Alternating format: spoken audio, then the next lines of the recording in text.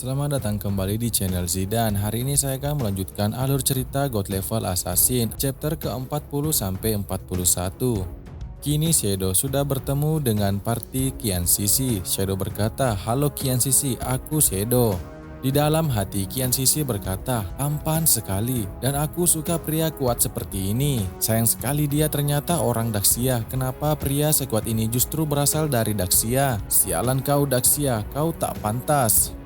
Lalu teman party Qian Sisi yang ada di belakang menyapa Shadow menggunakan bahasanya. Ia berkata, "Oh my god, lebih dari 40.000 damage, inikah kekuatan dari peringkat satu dunia? Hai Mr. Shadow, good to see you bro." Lalu tiba-tiba Shadow langsung menyerang titik lemah mereka berdua dan mereka semua terpenggal. Setelah itu Shadow berkata, "Aku tidak mengerti apa yang kalian bicarakan, tapi kurasa kalian sedang menghina aku." Qian Sisi berkata, "Tidak, mereka tidak menghinamu. Mereka sedang menyapamu." Lalu Shadow berkata, "Oh, maafkan aku kalau begitu. Mulai sekarang untuk mencegah kesalahpahaman, lebih baik kita pakai bahasa Daxia di sini. Mari kita mulai transaksi. Oh iya, sebelumnya kenakan dulu pakaianmu."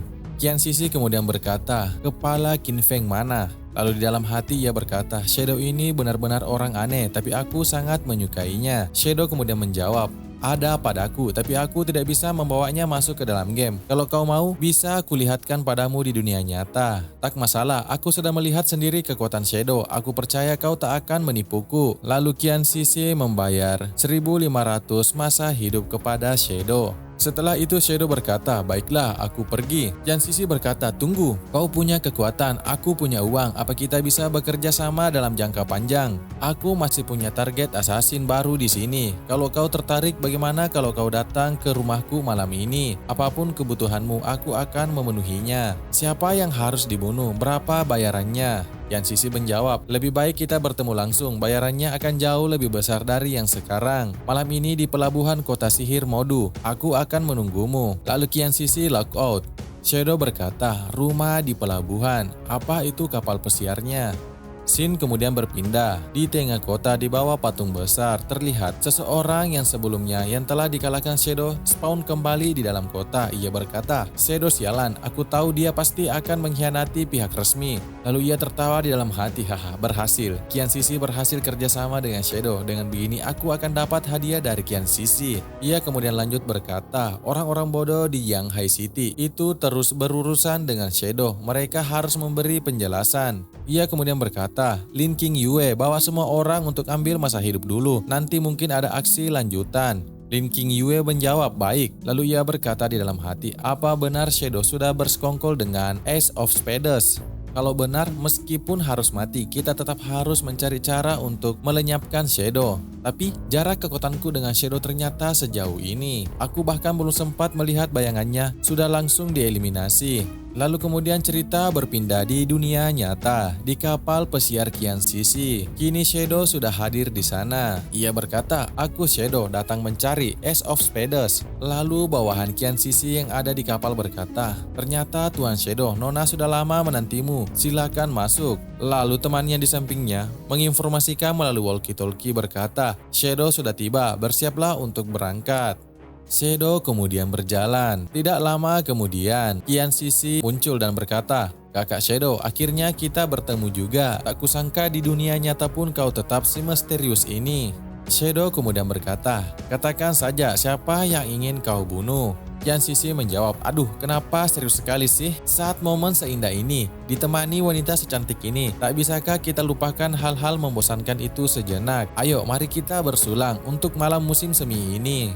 Lalu Shadow meminum minuman yang diberikan Qian Sisi. Qian Sisi tertawa dan berkata, "Begitu dong." Lalu tidak lama kemudian Shadow terjatuh ke sofa. Lalu Qian Sisi merangkul tangannya dan berkata, "Bagaimana Shadow? Kau mulai merasakannya? Di dalam anggur tadi ada resep rahasiaku. Siapapun yang meminumnya akan patuh pada perintahku." Bahkan Shadow pun pada akhirnya tetaplah seorang pria. "Apa? Sebesar ini? Tak perlu tegang, santai dan nikmati saja saat kita berdua mencapai puncak ombak. Aku akan membuka tudung kepalamu dan menikmati wajahmu sepuasnya. Aku yakin wajahmu pasti sangat tampan, tapi untuk sekarang tetaplah misterius dulu." Kian Sisi memakan gula-gula lollipop. Astaga, kenapa panas sekali? Jadi ini kekuatan Shadow luar biasa. Aku merasakan hawa yang begitu panas. Ayo, aku sudah siap. Keluarlah Shadow, cepat keluar. Lalu tiba-tiba muncrat dah itu. Akan tetapi tiba-tiba Kian Sisi merasakan hawa yang begitu panas.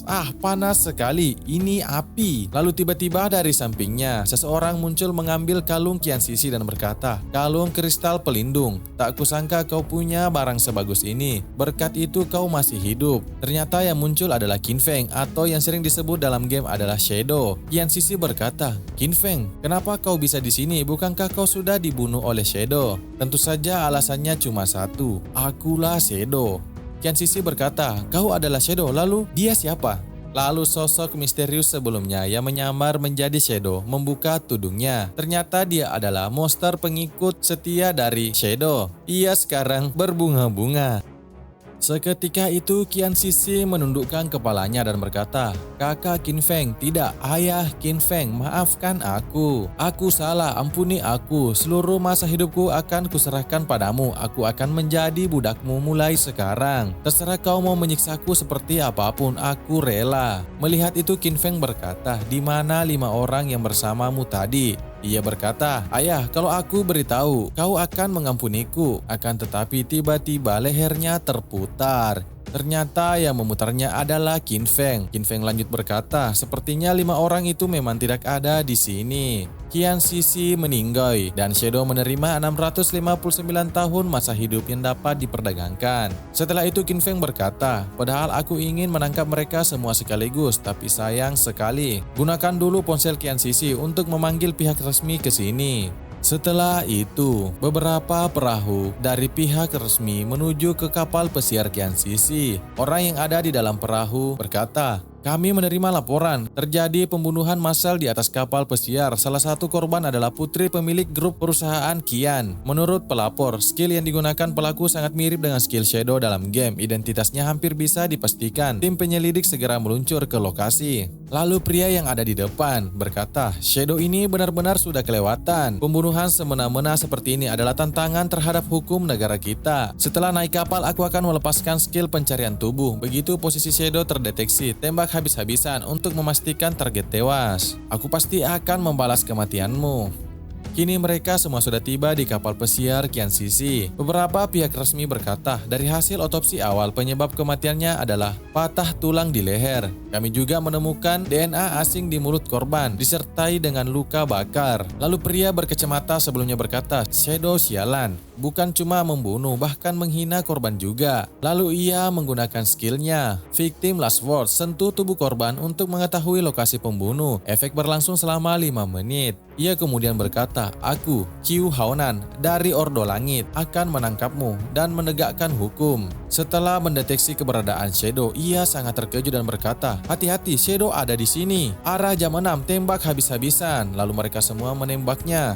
Akan tetapi sebelum dilancarkan tembakan, ia sudah tertebas. Kapten Qiu Haonan meninggoy. Setelah itu, Lin Qingyu menggunakan kemampuan shieldnya sambil menembakkan pistolnya ke arah Shadow. Ia berkata, "Shadow, kau membunuh penyelidik. Apa kau ingin memusuhi pihak resmi?" Lalu terdengar suara, "Kalian tenang saja. Alasan aku membunuh Qiu Haonan karena dia sudah lama memberi informasi resmi pada Kian Sisi demi keuntungan pribadi. Dia adalah mata-mata. Bukti-buktinya ada di ponselnya. Silakan periksa sendiri." Lalu ponsel itu diperiksa. Ia berkata, "Kapten Lin, di ponsel Qiu dan Kian Sisi memang ada catatan komunikasi mereka. Tapi tunggu dulu, Kian Sisi adalah Ace of Spades di dalam game." Lin Qingyue berkata, "Biar kulihat." Lalu pria yang memegang HP sebelumnya berkata, "Tunggu, di dalamnya?" Lin Qingyue langsung berkata, "Tunggu apanya? Memangnya ada yang tidak boleh kulihat?" Seketika setelah melihat handphone itu, ia terkejut. Dia melihat video Kian Sisi dan kaptennya sedang push rank. Ia kemudian berkata, "Ini semua apa maksudnya ya?" Pria yang sebelumnya hanya berkata, "Sudah kubilang tunggu dulu." Semua perkataan Shadow benar adanya. Ternyata waktu itu Shadow pura-pura membunuh kami di dalam game untuk mengelabui mengelabui Qian Sisi. Hubungan Shadow dan Qian Sisi membuat dia berhasil memancing dua target utama keluar. Sekali langkah, dua masalah besar pihak resmi terselesaikan. Pria ini benar-benar mengerikan. Untung saja dia tidak bermusuhan dengan pihak resmi. Kalau iya, akibatnya tak terbayangkan. Lin King Yue berkata,